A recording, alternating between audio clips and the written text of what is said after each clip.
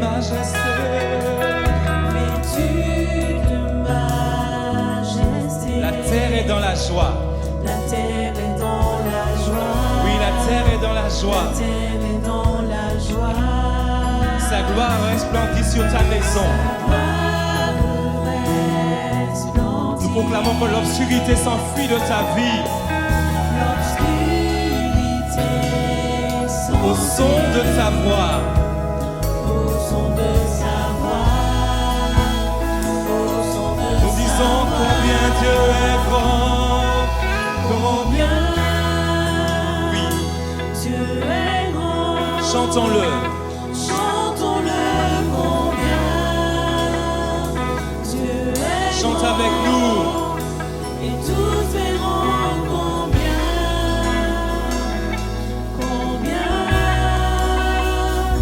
Dieu est grand.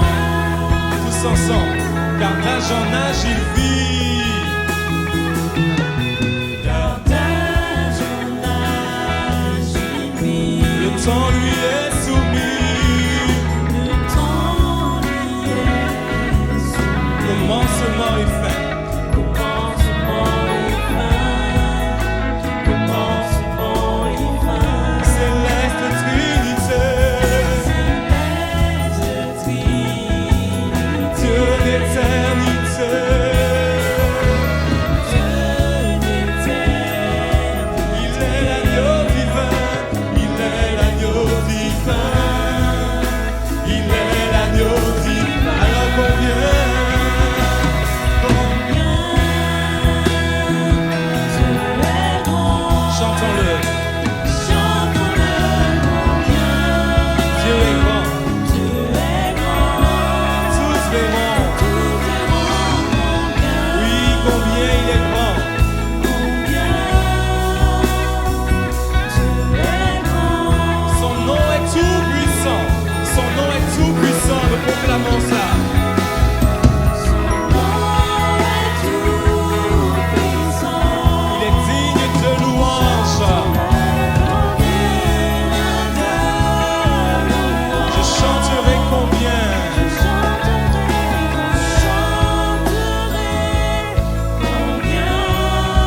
Dieu est grand. Encore une fois, son nom est tout puissant. Proclame-le avec nous, son nom.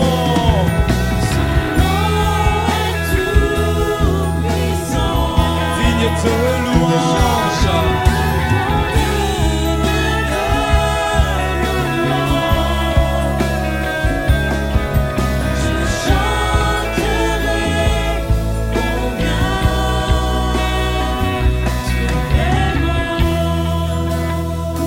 En douceur, combien Dieu est grand. Combien. Dieu est grand, chantons-le combien. Est-ce que tu réalises ce matin la grandeur de Dieu? Dieu est grand, C'est le roi des rois. et tous C'est le Seigneur des seigneurs. Combien Dieu est grand. Une dernière fois, combien Dieu est grand. Combien Dieu est grand. Réalise-le. Combien Toi qui es chez toi. Dieu est grand. Est-ce que tu réalises que ton Dieu est grand? Chantons-le combien. Est-ce que tu réalises que ton Dieu est fort? Dieu est grand. Est-ce que tu réalises qu'il est puissant? Tous verront combien. Alors relève la tête ce matin. Combien Sors de la peur parce que ton Dieu est grand. Dieu est grand.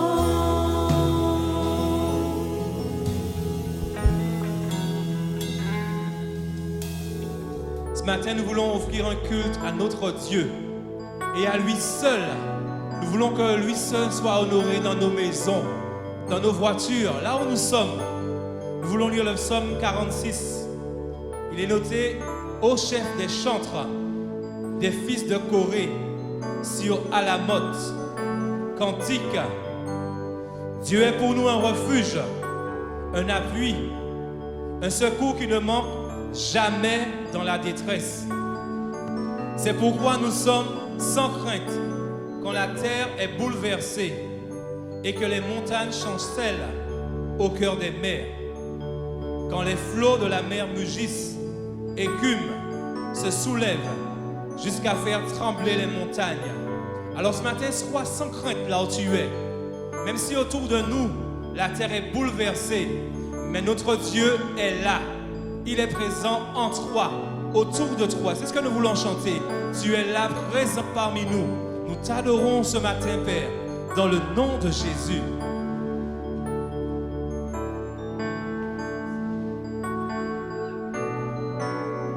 Tu es là,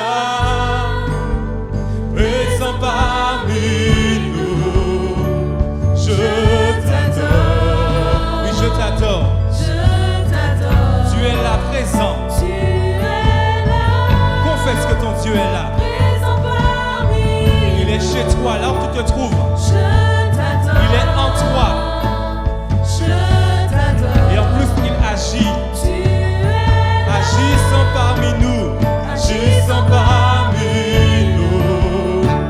Je t'adore. Tu es là, agissant. Tu es là, agissant.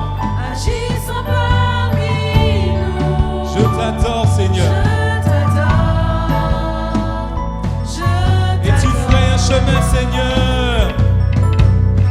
Tu ferais un chemin au Père des miracles. Tu tiens tes promesses, lumière dans les ténèbres. Mon Dieu, c'est ce que tu es. Confesse-le. Tu ferais un chemin, Seigneur. Tu ferais un chemin au Père des miracles. Tu tiens tes promesses, lumière dans les ténèbres. Mon Dieu, c'est ce que tu es. Tu es là présent. Tu es là, présent parmi nous. Je t'adore. Je t'adore. Tu es là, agissant parmi nous. Agissant parmi nous. Je t'adore. Tu restaures les cœurs brisés. Tu es là. Tu restaures les cœurs brisés. Je t'adore. Parce que tu ferais un chemin, Seigneur. Tu ferais un chemin au Père des miracles. Tu tiens tes promesses, lumière dans les ténèbres. Mon Dieu, c'est ce que tu Fais un es. chemin. Tu ferais un chemin au Père des miracles. Tu tiens tes promesses, lumière dans les ténèbres. Mon Dieu, c'est ce que tu es. M'adorer, m'adorer, m'adorer, m'adorer. Seigneur, m'adorer. Oui, papa, moi, adorer, m'adorer, m'adorer, m'adorer. Seigneur, de tout ton cœur, adore-le, m'adorer, m'adorer. M'adorer, m'adorer, Seigneur, disons lève Lève les mains devant majesté. agneau immolé, agneau immolé,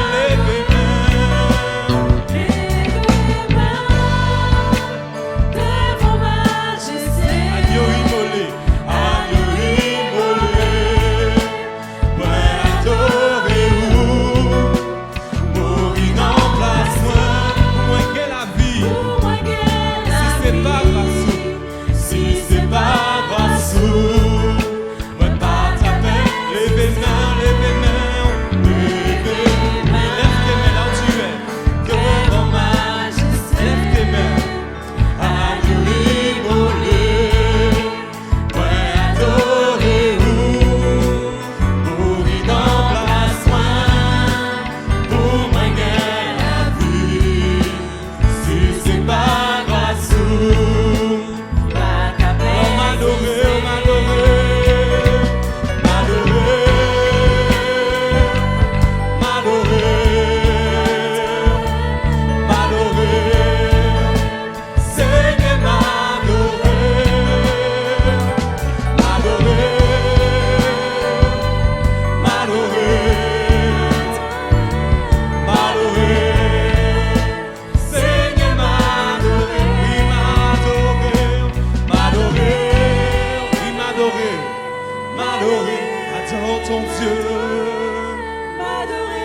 Attends ton Dieu, Seigneur, m'adorer. attends ton Dieu, adore ton Dieu là où tu es, avec tes mots, Seigneur, ce matin, là où je suis, je veux t'adorer, Seigneur, parce que tu es là, tu es présent dans ma maison, tu es présent là où je suis, parce que ta parole est certaine, tu as dit que tu viendras faire ton habitation dans nos cœurs, dans ma vie. Alors ce matin, Seigneur, ta paix est dans mon cœur. Parce que tu as promis et ta promesse est certaine, Seigneur. Alors je t'adore, Seigneur.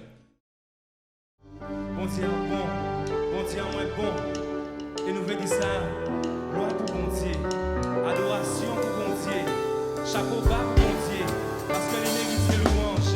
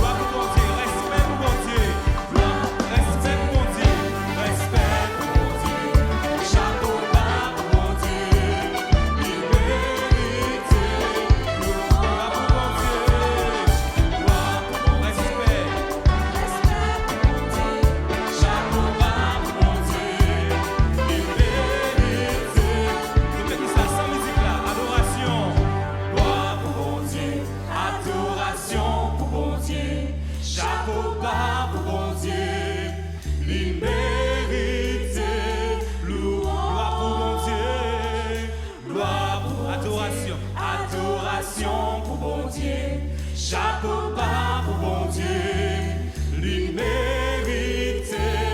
Toujours l'honneur pour bon Dieu, gloire pour bon Dieu. Gloire pour bon Dieu, l'honneur pour bon Dieu. Chapeau bas pour bon Dieu, l'immérité. Louange, gloire pour bon Dieu. L'honneur pour bon Dieu. Chapeau bas pour bon Dieu. Respect pour bon Dieu, la musique là, gloire pour bon Dieu, respect, gloire pour bon Dieu, respect, respect pour bon Dieu, chapeau bas pour bon Dieu, l'immérité, louange, gloire pour bon Dieu, respect, respect pour bon Dieu, chapeau bas pour bon Dieu, l'immérité, louange, l'immérité,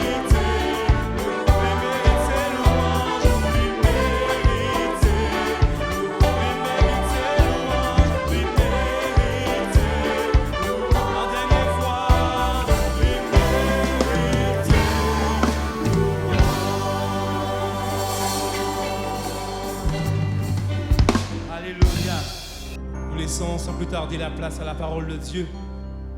Que Dieu bénisse son serviteur.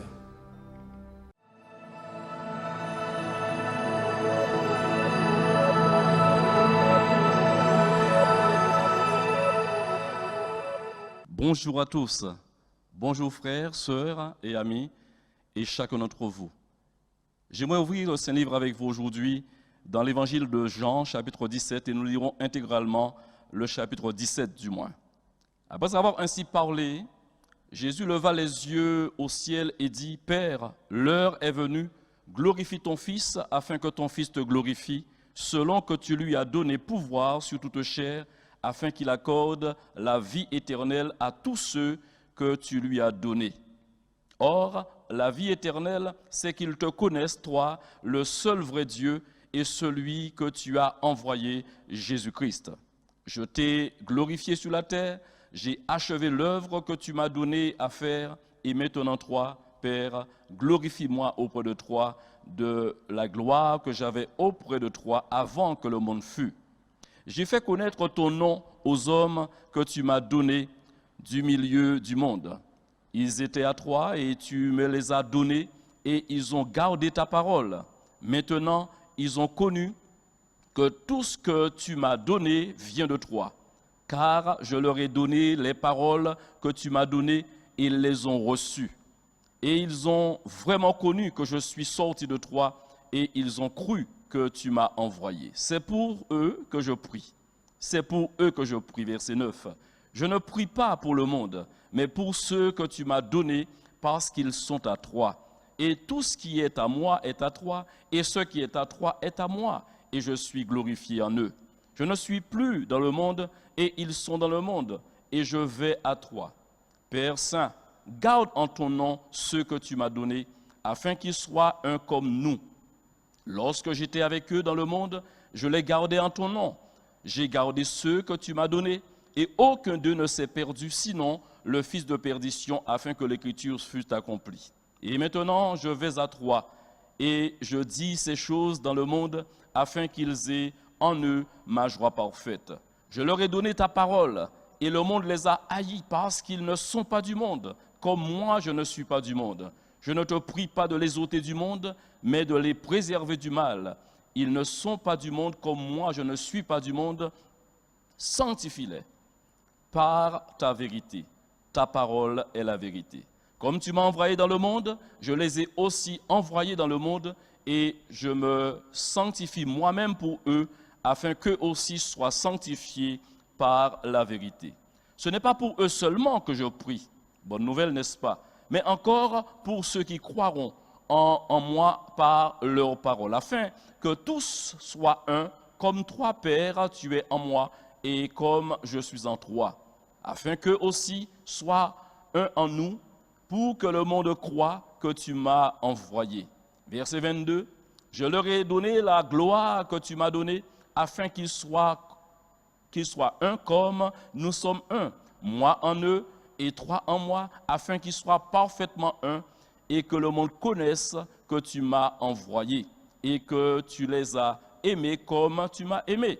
Père, je veux que là où je suis, ceux que tu m'as donnés soient aussi avec moi, afin qu'ils voient ma gloire, la gloire que tu m'as donnée, parce que tu m'as aimé avant la fondation du monde. Père juste, le monde ne m'a point connu, mais moi je t'ai connu, et ceux-ci ont connu que tu m'as envoyé. Je leur ai fait connaître ton nom et je le leur ferai connaître afin que l'amour dont tu m'as aimé soit en eux et que je sois en eux. Amen. Dans les 4 évangiles du Nouveau Testament, ce passage, à mon avis, est une pépite d'or. Je dis bien une pépite d'or d'un intérêt capital pour nous les enfants de Dieu. Pour nous les enfants de Dieu, je précise bien, encore dans ce monde, encore sur la terre. Que personne ne puisse voir dans mes propos de l'orgueil, de la prétention ou du chauvinisme. La réalité est bien là. Eux et nous et eux, ou encore nous ou eux. Le thème de la méditation d'aujourd'hui, c'est nous avant tout. Nous avant tout. Te sais-tu préféré? Te sais-tu aimé? La Bible parle de ceux et celles qui appartiennent à Dieu et précise qu'ils sont appelés bien-aimés. Il y a donc un regard particulier, il y a donc une attention toute particulière. La Bible nous fait entendre et nous fait savoir que Dieu chérit ceux et celles qu'il aime, les regardant, les considérant même comme la prunelle de ses yeux. J'ai parlé donc de pépites d'or, ce chapitre 17 de l'évangile de Jean, appelé également la prière de Jésus, la prière sacerdotale qui précédera le sacrifice, la mort du Christ à la croix, l'œuvre qui sauva des générations et qui sauve encore parmi ces hommes, parmi ces personnes de notre génération, des pécheurs, je dirais, pour les arracher des ténèbres, pour les faire passer à l'admirable lumière du Seigneur et leur faire vivre une éternité avec Dieu. Cette prière n'a pas échappé à l'apôtre Jean. Si vous remarquez bien, vous qui êtes lecteur de la Bible, vous vous apercevrez qu'il est le seul à souligner ce condensé de paroles où il met en avant qu'il lui a été confié une personne et du moins un groupe, un ensemble qui les a gardés. Ceux-là sont appelés les enfants de Dieu, il les a chéris et maintenant qu'il doit donc s'éloigner, se rendre auprès du Père, il demande à Dieu de les garder. Ça n'a pas échappé à l'apôtre Jean. D'ailleurs, nous pouvons souligner une des paroles dans le chapitre 1er, je dirais, de l'évangile de Jean, qui est donc d'une grande similitude avec la Genèse, appelée également le livre des origines. Et les deux, un peu, font sointer quelque part des débuts, des commencements, parce qu'en général, tout a un début et une fin. N'est-ce pas formidable? Arrêtons-nous dans Genèse, la Genèse chapitre 1, verset 1 jusqu'au verset 3. Nous découvrons ensemble qu'il est dit « Au commencement ». Au commencement, Dieu créa les cieux et la terre était informe et vide, il y avait des ténèbres à la surface de l'abîme, et l'Esprit de Dieu se mouvait au-dessus des eaux. Dieu dit que la lumière soit, et la lumière fut. Mais nous avons souligné au commencement. Quand nous allons dans le Nouveau Testament, dans l'évangile de Jean chapitre 1, et du verset 1er jusqu'au verset 4, remarquez encore cette grande similitude, c'est formidable.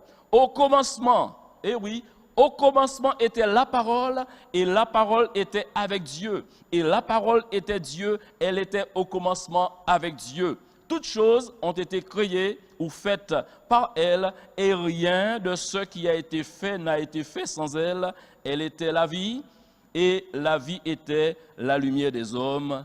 Amen. Jésus n'a jamais caché sa préoccupation, son souhait pour l'ensemble des sauvés, pour l'ensemble des rachetés. Il affirme son amour. Il met donc un point d'honneur à braver la mort. La Bible nous dira qu'il se laissera tenir, je dirais, emprisonné, emmené jusqu'à la mort, même jusqu'à la mort de la croix.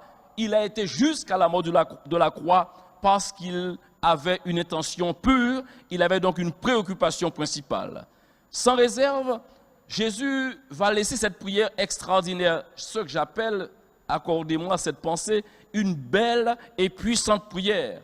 Et pas seulement cela, il met par ce chapitre 17 de l'évangile de Jean, il met en lumière la réalité qui désormais sera le contexte de vie dans lequel l'Église devra évoluer, l'ensemble des frères et sœurs devront donc évoluer. L'Église, son corps a connu au travers des siècles des turbulences, des persécutions de toutes sortes. Mais jusqu'à aujourd'hui, nul ne pourrait dire que l'Église est terrassée, l'Église est encore debout, que Dieu soit glorifié. L'Église traverse les temps, tous les temps, les circonstances, les vicissitudes de la vie sont traversées. Pourquoi? Parce que celui qui est la tête de l'Église, il s'appelle Jésus-Christ. Jésus a pu dire à ses disciples un jour, « Je m'en vais vous préparer une place, et quand elle sera prête, je reviendrai. » Donc, en perspective, une construction, une installation, une forme d'aménagement est en train de se faire. Jésus prépare à chaque enfant de Dieu, oui mon frère, ma soeur, il nous prépare une place, et quand elle sera prête, eh bien, il y aura l'enlèvement de l'Église pour que tout un chacun, nous puissions nous trouver dans ce lieu préparé. Nous, avant tout. Je reviens sur ces quelques versets dans Jean 17, verset 9, et nous lirons jusqu'au verset 13. Il est dit, C'est pour eux. C'est pour eux que je prie. Je ne prie pas pour le monde. Cette parole pourrait gêner plus d'un. C'est pour eux que je prie. Je ne prie pas pour le monde, mais pour ceux que tu m'as donnés parce qu'ils sont à toi. Et tout ce qui est à moi est à toi, et ce qui est à toi est à moi, et je suis glorifié en eux. Je ne suis plus dans le monde. Et ils sont dans le monde, j'allais dire malheureusement, mais aussi heureusement, et vous comprendrez dans la suite du message. Et je vais à toi, Père Saint, garde en ton nom. Garde en ton nom. Ne perdez pas de vue que Jésus est dans une démarche de prière, d'intercession. Il s'adresse à Dieu son Père. Garde en ton nom ce que tu m'as donné, afin qu'ils soient un comme nous. Lorsque j'étais avec eux dans le monde, je les gardais en ton nom.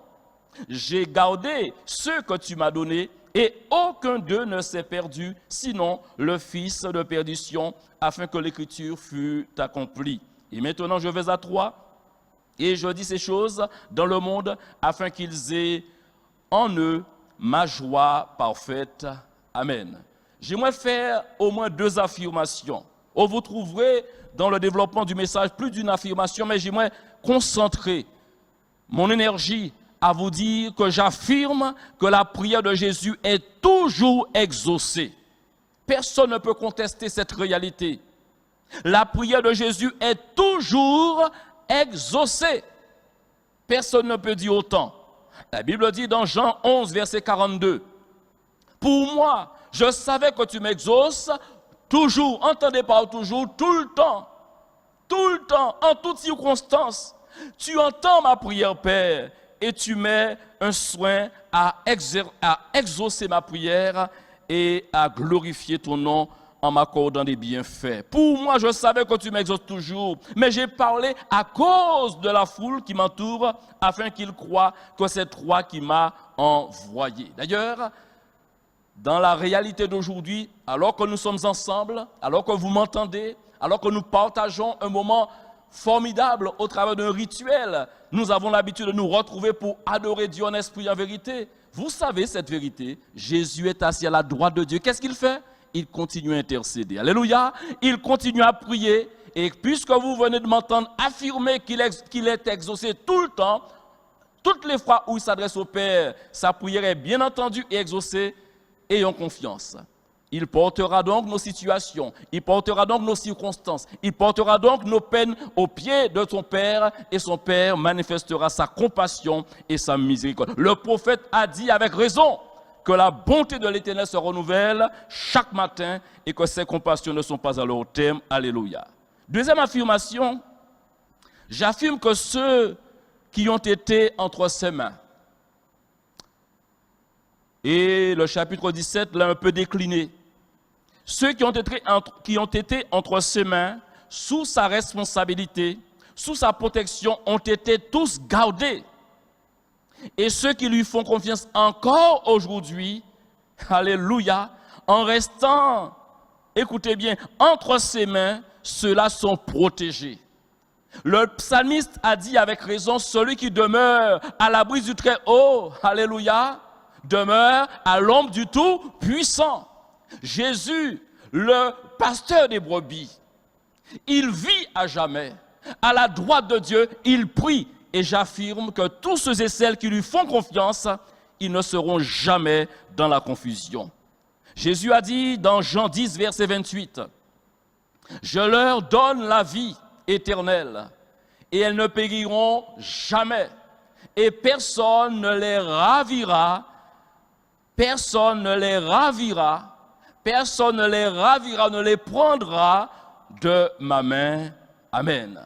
Une autre affirmation qui vient de quelqu'un d'autre, et toujours de l'apôtre Jean, mais cette fois-ci dans une des autres épîtres qu'il nous a laissées, dans 1 Jean chapitre 5, versets 20 et 21, Jean affirmera, « Nous savons aussi que le Fils de Dieu est venu et qu'il nous a donné l'intelligence pour connaître le véritable, et nous sommes dans le véritable et son Fils Jésus-Christ, en son Fils Jésus-Christ, alléluia.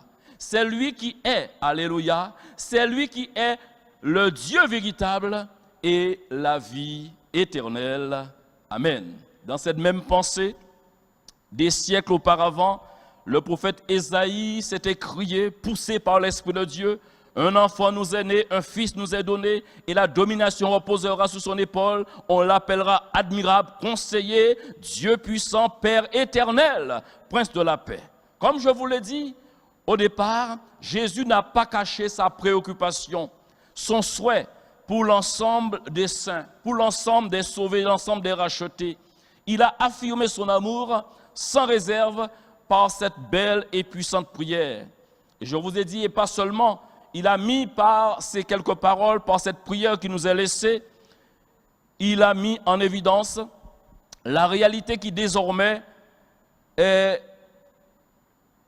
la réalité des enfants de Dieu dans un contexte de vie où se trouve l'Église aujourd'hui, où elle évolue et en attente d'une gloire extraordinaire. La Bible dit que la cité des saints, l'habitation éternelle des saints n'est pas ici-bas, et notre cité, elle est céleste. Alors, en préparation de cette cité, de cette maison père, on dit maison mère, de cette maison père, du père du moins, eh bien que chacun soit trouvé fidèle pour être, je dirais, un habitant de cette maison. Le monde est défini, puisqu'à plusieurs reprises, vous avez entendu, vous avez lu et compris que Jésus mettait en évidence eux et nous. Eux, c'est le monde. Nous, les enfants de Dieu. Le monde est défini dans la parole de Dieu comme un lieu de danger, comme un lieu hostile, où Satan règne, où Satan domine, avec un dessein clairement défini. La volonté du diable, c'est de diviser. La volonté du diable, c'est de détruire. La destruction des saints est dans le collimateur, dans le projet du diable. La destruction, pas seulement des saints, mais également de tous les êtres vivants. Satan veut détruire les hommes. Il veut emmener le maximum avec lui en enfer. Parce que c'est là, la géhenne, c'est son lieu qu'il attend. Ce lieu est préparé pour lui et ne voudrait s'y rendre tout seul. Il fait tout par la séduction, par la barbarie, pour essayer de prendre le maximum. Y arrive-t-il? Oh, malheureusement, oui. Pour y parvenir, sans cesse, il rôde, nous dit la Bible, en élaborant des pièges morbides. Et assez souvent, il est ingénieux et malheureusement, il finit donc par réussir dans beaucoup de ses projets. Quand on parle du monde, quand la Bible nous parle du monde, entendez par là aussi l'esprit du monde. Cette parole de l'Écriture vous signera, vous signifiera ce que je veux dire par là. Lorsqu'on parle du monde, ce ne sont pas mais l'esprit du monde. Parce qu'en fin de compte, Satan n'a rien créé. Le monde et tout ce qui s'y trouve, qui les a créés? C'est Dieu qui a créé toutes choses. Alléluia. Dieu est créateur. Donc quand on dit le monde et que Dieu met le monde comme dans une phase de dangerosité, il faut comprendre ce que Dieu veut dire. La Bible nous parle de la convoitise de la chair, de la convoitise des yeux et l'orgueil de la vie. Et la Bible dit que ces choses-là ne viennent pas du Père, mais viennent du monde. Viennent du monde. De ce fait, Dieu est rejeté par l'esprit du monde. Dieu est rejeté par Satan. C'est un ennemi. L'ennemi numéro 1 de Dieu, c'est Satan le diable. Eh bien, Dieu est rejeté. Dieu est haï. Ainsi, tous ceux et celles qui appartiennent à Dieu se voient regardés par le diable comme des ennemis. Tu ne le savais pas, tu ne pourras jamais nouer, mon frère, une amitié avec le diable. Je ne te le conseille pas. Oh Dieu, Dieu c'est l'ami des fidèles. Alléluia. Dieu c'est l'ami des fidèles. Et Satan, l'ami des pervers, de ceux qui veulent se laisser encore amadourer et dominer. La Bible dit dans Jean 15, verset 18, « Si le monde vous hait, sachez qu'il m'a haï. Si le monde vous hait, sachez qu'il m'a haï avant vous. » Verset 19, « Si vous étiez du monde, le monde aimerait, entendez bien, si vous étiez, mais ce n'est pas le cas, et béni soit Dieu. Qu'il n'y ait pas de regret dans ton cœur d'avoir quitté ce monde. Toi qui es en Christ, considère que celui qui est en Christ Il n'y a aucune condamnation sur sa vie. C'est une personne affranchie, libérée de l'esclavage du péché et de l'esprit du monde. Si le monde vous hait, dit Jésus, sachez qu'il m'a haï avant vous. Si vous étiez du monde, verset 19, le monde aimerait ce qui est à lui. Mais parce que vous n'êtes pas du monde et que je vous ai choisi du milieu du monde, à cause de cela,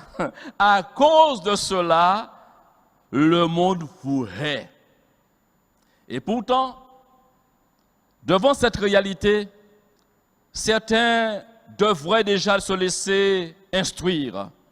Parce qu'il y a plusieurs manières de se laisser instruire. D'une manière académique, on peut se rendre dans des établissements scolaires et suivre un programme d'apprentissage. Mais la vie elle-même, elle nous enseigne. Parce que nous observons, la Bible dit dans Romains, la nature elle-même ne nous témoigne-t-elle pas? En observant, en regardant, il y a donc des principes établis, des lois naturelles qui devraient nous enseigner. Et devant la beauté, la majestueuse nature que nous avons dans le pays et ailleurs, on parle de cette merveille du monde, mais il y a bien des choses qui dépassent notre entendement et dans leur beauté, et bien qui nous laissent dans l'admiration devant ces choses-là, nous devons reconnaître qu'il y a un créateur. Dieu existe. Alléluia. Dieu existe. Et pourtant, certains veulent encore rester aveugles. Ils sont dans une trop grande majorité de personnes qui préfèrent encore la manière de vivre du monde, une manière vaniteuse, se rangeant volontairement dans le camp des ennemis de Dieu. Or, celui qui est ennemi de Dieu, eh bien, il n'est pas ami de Dieu. Il est ami du diable. Jésus a pu dire, nul ne peut servir deux maîtres à la fois. Ou il aimera l'un, ou il haïra l'autre. On ne peut pas marcher derrière deux maîtres. Jésus se présente comme étant le grand libérateur, le bon berger, et c'est un berger qui nous dirige vers le vert pâturage. Ne voudrais-tu pas aujourd'hui te laisser persuader que c'est lui, le bon sauveur? D'ailleurs, c'est lui seul qui a été jusqu'à la croix, pour qu'aujourd'hui nous existions. Par la foi en lui, je confesse que je suis enfant de Dieu. Par la foi en lui, plusieurs internautes, plusieurs frères et sœurs de par le monde peuvent aussi confesser, je suis dans le véritable, je connais le véritable c'est Jésus-Christ. Alléluia. Souvenons-nous de ces personnes trop nombreuses qui prennent le chemin de l'égarement, qui vont se ranger du côté des ennemis de Dieu. Eh bien, la Bible nous rappelle l'histoire de Noé, et il est dit, en ce temps, il a été dit, l'Éternel vit que la méchanceté des hommes était grande sur la terre, et que toutes les pensées de leur cœur se portaient chaque jour uniquement vers le mal. C'est une tendance, malheureusement, qui s'amplifie au fil des siècles. Et cette parole prophétique que je vais vous lire maintenant, qui se trouve dans 2 Timothée, le chapitre 3, et nous voyons au verset 1er, où l'apôtre Paul lance cette prophétie. Malheureusement, je vous ai dit, trop de gens s'égarent, trop de gens se perdent, trop de gens, si vous êtes des leurs, entendez, de leur nombre du moins, entendez ce message et laissez-vous encore influencé par la parole de Dieu. Cette parole, elle est capable, avec l'appui du Saint-Esprit, de vous persuader du contraire de ce qu'on vous a fait croire jusqu'à maintenant. Tant que la vérité ne s'est pas révélée à vous, vous êtes dans l'erreur. Dieu ne tient pas compte des temps d'ignorance, mais il t'annonce, il vous annonce aujourd'hui que c'est le jour de la repentance. Si vous entendez sa voix, si vous entendez l'interpellation des Saintes Écritures, eh bien, aujourd'hui même, détournez-vous du mal et suivez le Seigneur qui vous apprendra jour après jour à faire le bien et à glorifier le nom de l'Éternel. Sache que dans les derniers jours, dira l'apôtre Paul, il y aura des temps difficiles, car les hommes seront égoïstes, amis de l'argent, fanfarons, hautains, blasphémateurs, rebelles à leurs parents, ingrats, irréligieux, insensibles, déloyaux, calomniateurs, intempérants, cruels, ennemis des gens de bien, traîtres, emportés, enflés d'orgueil, aimant le plaisir plus que Dieu, ayant l'apparence de la piété. Je reviens sur quelque chose, aimant le plaisir plus que Dieu. Nous avons tous une certaine préférence en matière culinaire, tandis que celui-ci aime tel ou tel plat, une autre personne n'est pas forcément dans cette même dynamique et aimera quelque chose d'autre. Mais en matière de salut, en matière d'éternité, un seul nom nous a été donné. Dieu, l'unique vrai Dieu, nous a envoyé un seul Rédempteur. Jésus-Christ est venu pour qu'il soit préféré. Le psalmiste dira, baisez le Fils pour que vous soyez réconciliés avec le Père. Il est dit, ces hommes, au fil des temps, seront traîtres, emportés, enflés d'orgueil, aimant le plaisir plus que Dieu, ayant l'apparence de la piété, mais reniant ce qui en fait la force. Et le conseil a été donné à Timothée en ce temps et est donné à chaque racheté encore aujourd'hui. Éloigne-toi de ces hommes-là. Eux, ils ont fait le choix. Ils font le choix de rester dans la vanité. Ils font le choix d'être ennemis de Dieu. Mais toi, ne sois pas ennemi de Dieu, mais sois plutôt un ami de Dieu. Une consolation, c'est un avis. Quand on lit l'évangile de Jean, chapitre 16, verset 33, je trouve dans ces quelques paroles de Jean comme une consolation pour le peuple de Dieu. Je vous ai dit ces choses, dira Jean, afin que vous ayez la paix en moi, dit Jésus. Vous aurez des tribulations dans le monde. Le monde ne vous fera pas de cadeaux. Le monde ne va pas vous aimer. Vous connaîtrez des coups bas. Vous savez qu'est-ce qu'un coup bas? C'est une trahison. Quand vous ne vous attendez pas, quand vous appuyez sur quelqu'un, cette personne vous trahit. Je vous ai dit ces choses afin que vous ayez la paix en moi. Vous aurez des tribulations dans le monde, mais prenez courage, j'ai vaincu le monde. Alléluia. Jésus a vaincu le monde, le grand vainqueur du péché, le grand vainqueur du diable et tous les démons. Il est assis à la droite de Dieu et il prie encore pour nous, pour que nous vainquions le monde, pour que nous triomphions du monde. D'ailleurs, qui triomphe du monde, ce n'est notre foi. Alléluia. Si vous placez votre foi en lui, vous ne serez jamais déçus. Cependant, j'aimerais vous dire, si le Seigneur nous présente le monde comme un ennemi, cependant, chers amis, cependant, frères et sœurs, j'aimerais dire haut et fort, et loin d'être une contradiction, Dieu aime le monde. Alléluia, Dieu aime le monde. La Bible dit dans Jean 3,16 que Dieu a tant aimé le monde qu'il a donné son Fils unique, afin que quiconque croit en lui ne périsse point, mais qu'il ait la vie éternelle. Dieu a tant aimé le monde. Si Dieu est principalement le sauveur des croyants, il est venu pas pour mépriser le monde. Le constat est fait, il connaît ses ennemis. Mais Dieu tend la main à ses ennemis. Il voudrait qu'une réconciliation ait lieu. Dieu n'est pas celui qui se rend du côté, je dirais, du désordre, de la division. Dieu est le Dieu de l'unité. Oh, Jésus n'a cessé de dire, moi et toi nous sommes un, toi et moi nous sommes un. Fais en sorte que eux aussi ils soient un avec nous. Oh, relisez encore chez vous Jean 17 et vous comprendrez l'amour qui s'extrait, qui sort de ce passage extraordinaire. Dieu a tant aimé le monde qu'il a donné son Fils. Je vous ai dit, ne perdez pas de vue, et je l'ai dit en amont, je le reprécise, Satan n'a rien créé du tout, ne vous trompez pas, c'est Dieu l'unique créateur. Au commencement, nous l'avons lu dans le livre des origines, dans Genèse 1, nous avons lu, Dieu créa, alléluia, ne remettez jamais cela en question, Dieu créa les cieux et la terre, et on dit Amen. Amen. Ne rajoutez pas, ne faites pas entrer une science, une philosophie quelconque pour renverser votre conviction. Ces choses s'acceptent par la foi, nous dit l'Épître aux Hébreux. C'est par la foi qu'on adhère à cette idée. C'est par la foi qu'on accepte que c'est Dieu l'unique vrai créateur. Alléluia. En son Fils Jésus, la réconciliation est recherchée. La Bible dit dans l'Épître aux Corinthiens que Dieu était en Jésus-Christ réconciliant le monde avec lui-même. Alléluia. N'est-ce pas formidable? Réconciliant le monde avec lui-même. Je vais dire quelque chose, ne le prenez pas, comprenez l'interprétation.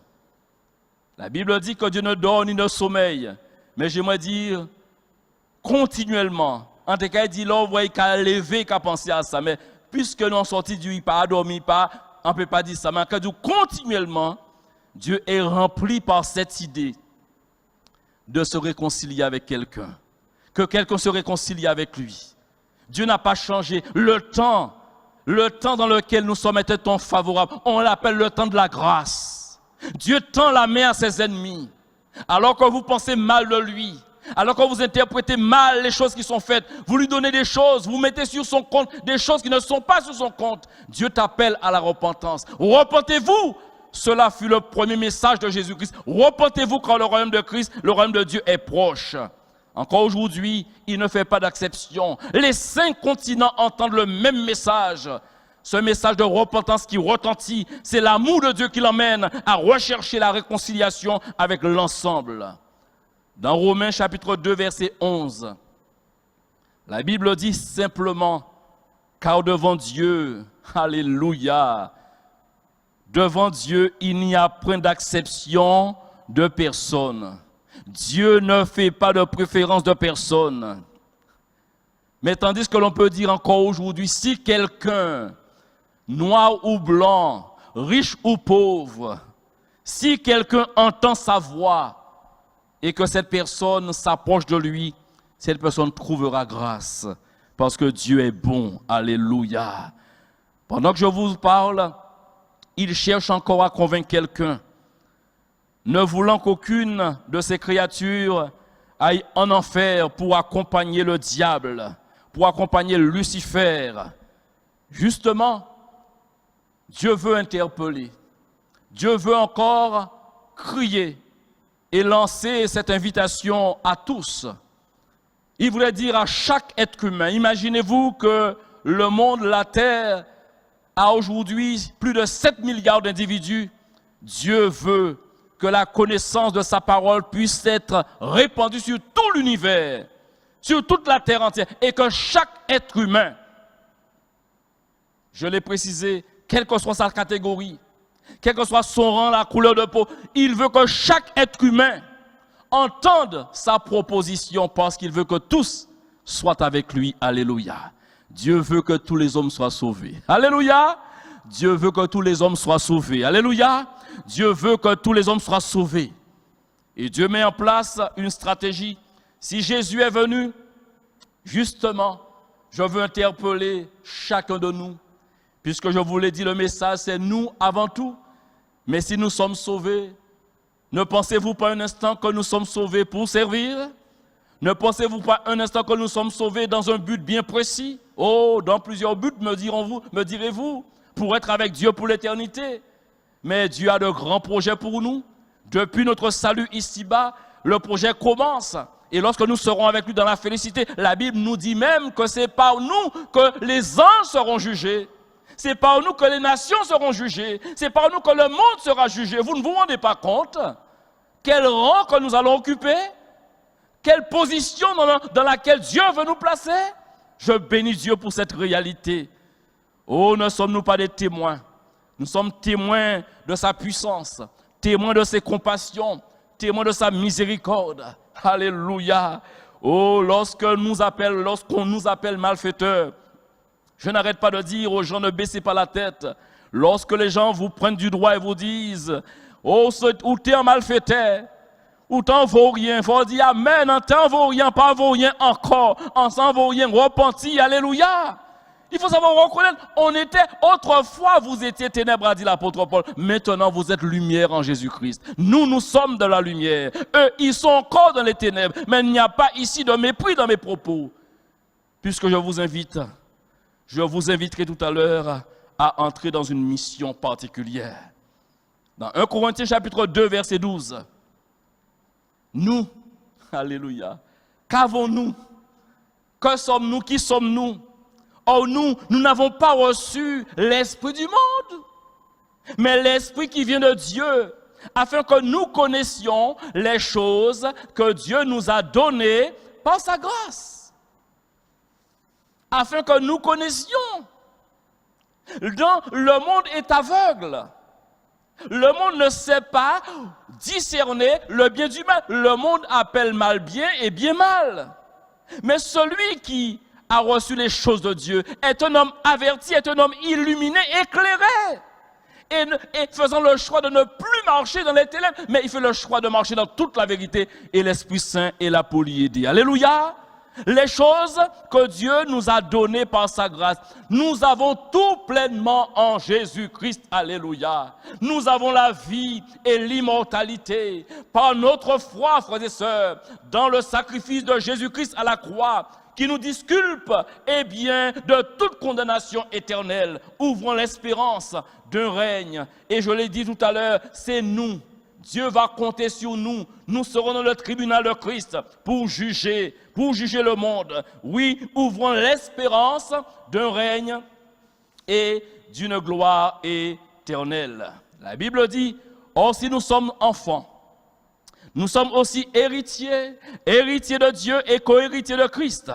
Si toutefois nous souffrons avec lui afin d'être glorifiés avec lui.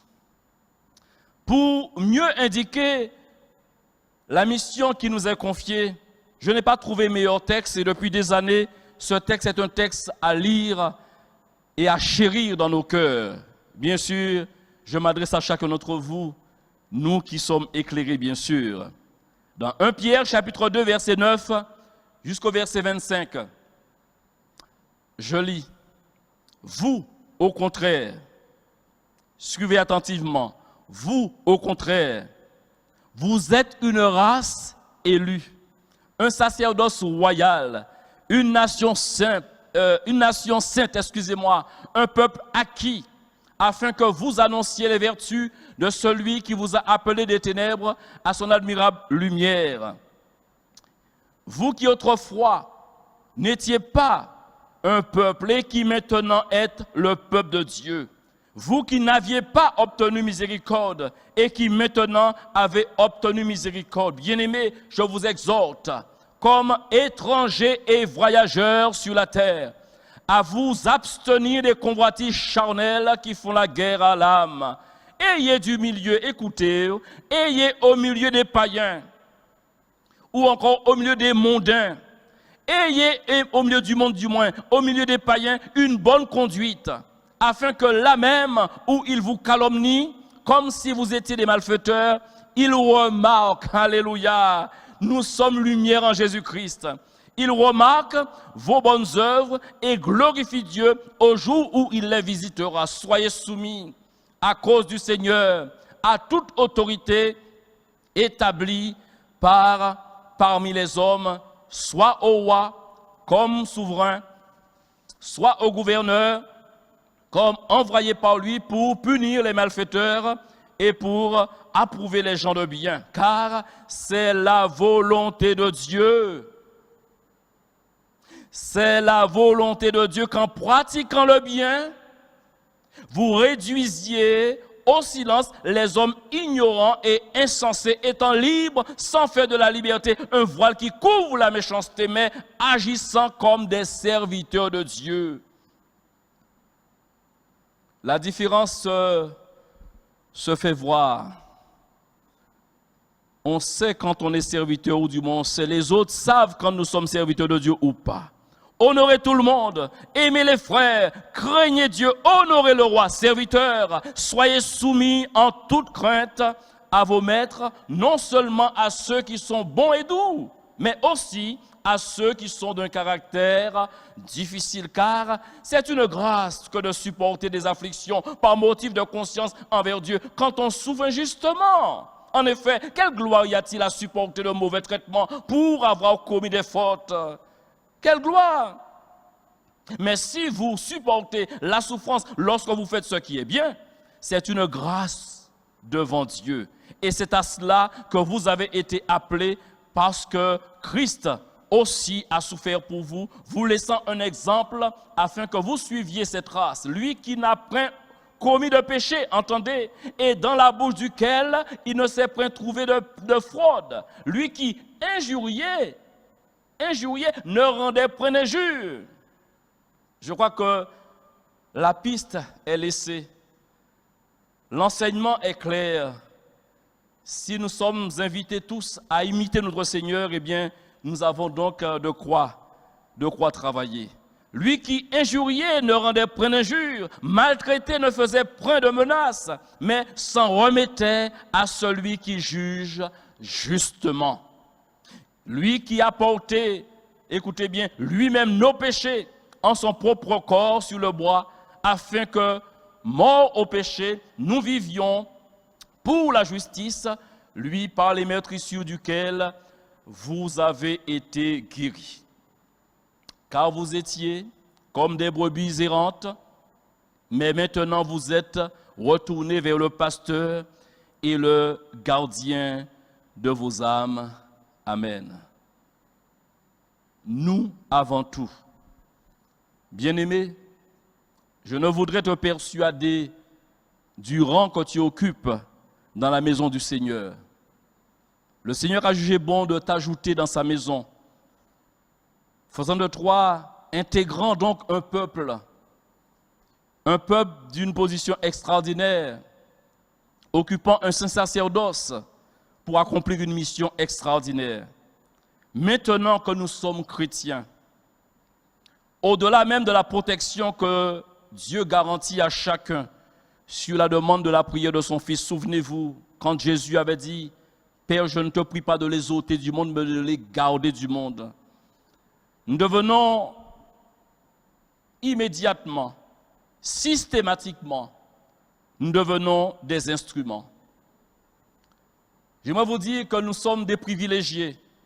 Chaque jour que nous marchons, le regard du Seigneur est sur nous. Il nous assiste. Et il n'y a pas de chemin que nous empruntons qui ne peut nous accompagner. Dans le sens qu'il sait où nous mettons les pieds. Il est même celui qui peut nous inspirer. Le psalmiste s'était crié « Je t'instruirai, je te montrerai la voie à suivre ». Dieu est avec nous. Le Saint-Esprit nous conduit. Mais j'aimerais vous dire que si ce privilège est apprécié, il est rattaché à tout privilège un devoir de redevabilité. Nous sommes en effet une race élue, un sacerdoce, une nation sainte, un peuple acquis. Mais il est dit aussi afin que nous annoncions les vertus de celui qui nous a appelés des ténèbres à son admirable lumière. On n'a plus de temps à perdre. Il faut donc racheter le temps en se sanctifiant par la parole, en se sanctifiant par la prière. Crions à Dieu si nous avons des doutes sur notre crédibilité, sur notre sanctification. Plions nos genoux devant lui et faisons appel à sa grâce. À la question, Dieu ne parlerait-il pas par nous? Souvenez-vous, je vous ai posé la question, ou du moins je vous dis, est-ce qu'il ne pourrait pas parler par nous? Je vous dis que oui, il peut et il veut parler par nous. Aujourd'hui, quand bien même on voudrait nous accuser de prosélytisme, entendez par ce mot, ceux et celles qui ont un zèle ardent, qui déploient de l'énergie pour recruter des adeptes et pour tenter d'imposer leur idée. Ne sommes pas de ce rang-là. Nous voulons tout simplement partager ce que nous avons trouvé comme trésor, alléluia, avec les autres. Nous avons goûté qu'il est bon, alors nous voulons dire à l'humanité que Dieu est bon. Amen.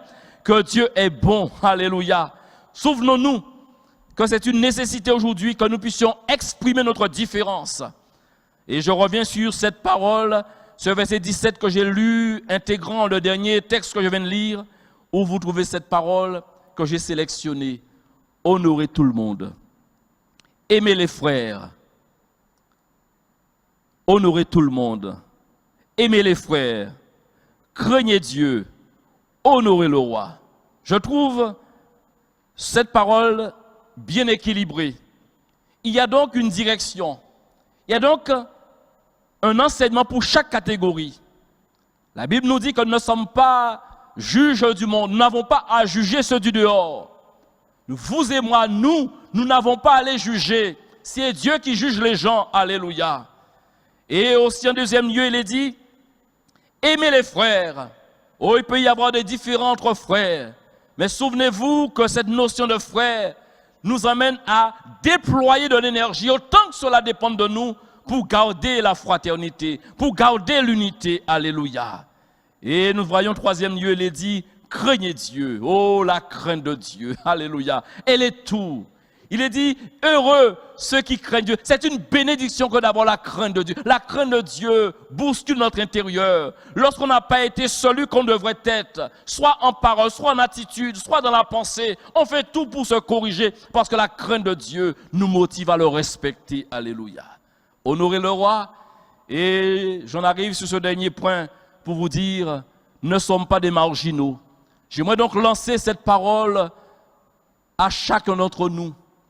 Je vous ai dit, nous, avant tout, Dieu attend de nous que nous soyons des exemples pour les autres. N'a-t-on pas toujours entendu dire que l'exemple vient d'en haut? Si nous sommes de la lumière, ne sommes-nous pas d'en haut? S'ils sont des ténèbres, ne sont-ils pas plus bas que nous? C'est une image pour que vous compreniez qu'il y a une responsabilité qui est donnée, qui appartient à chacun d'entre nous pour que nous apprenions à honorer le roi.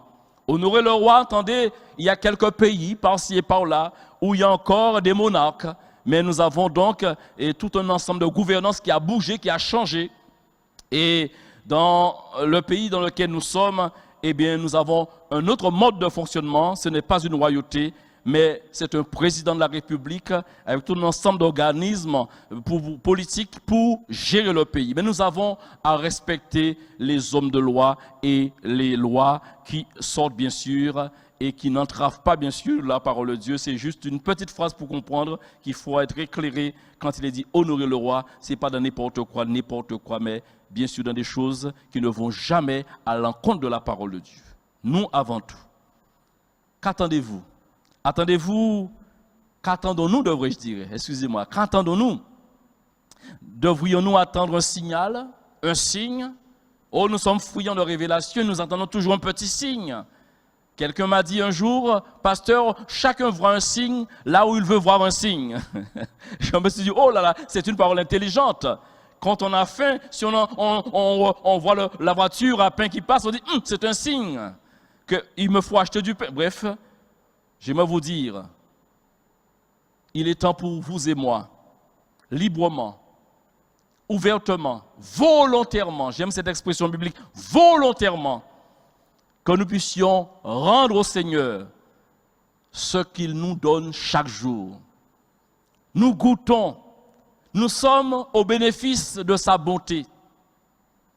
Ne voudriez-vous pas que nous lui adressons par un engagement, une consécration nouvelle, une forme de réciprocité, parce qu'il fait tellement pour nous, il nous garde, il nous protège, il pourvoit à tous nos besoins, au-delà même de ce que nous pensons, de ce que nous désirons. Alors, ne serait-il pas juste et convenable que nous lui donnons ce que nous sommes nous-mêmes? Et si nous terminions en disant, lui d'abord, lui avant tout.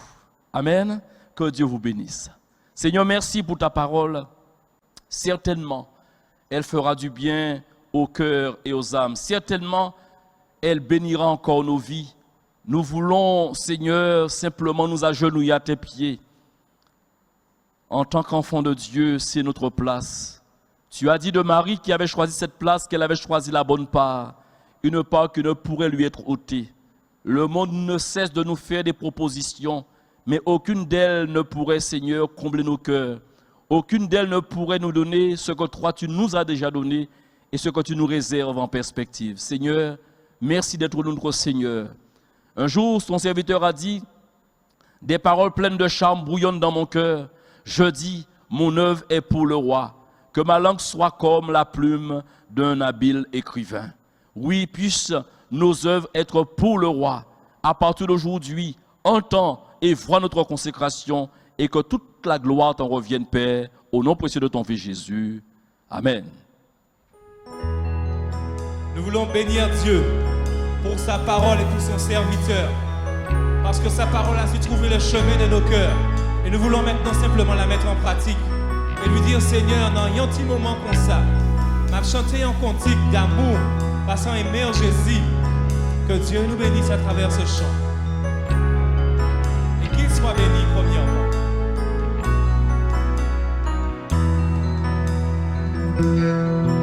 Dans un petit moment comme ça, m'a chanté un cantique d'amour pour Jésus.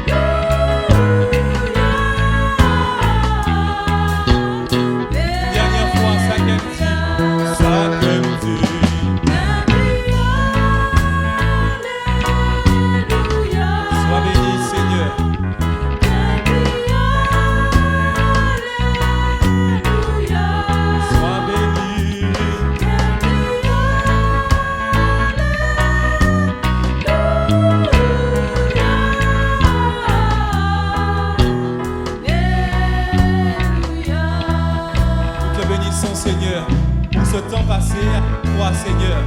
Nous avons voulu t'offrir nos cœurs. Nous avons voulu t'offrir notre louange et plus que tout, t'offrir à nouveau nos vies, Seigneur.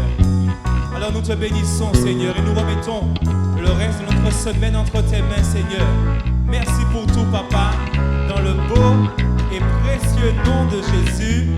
Amen. Soyez bénis, bien-aimés. Alléluia.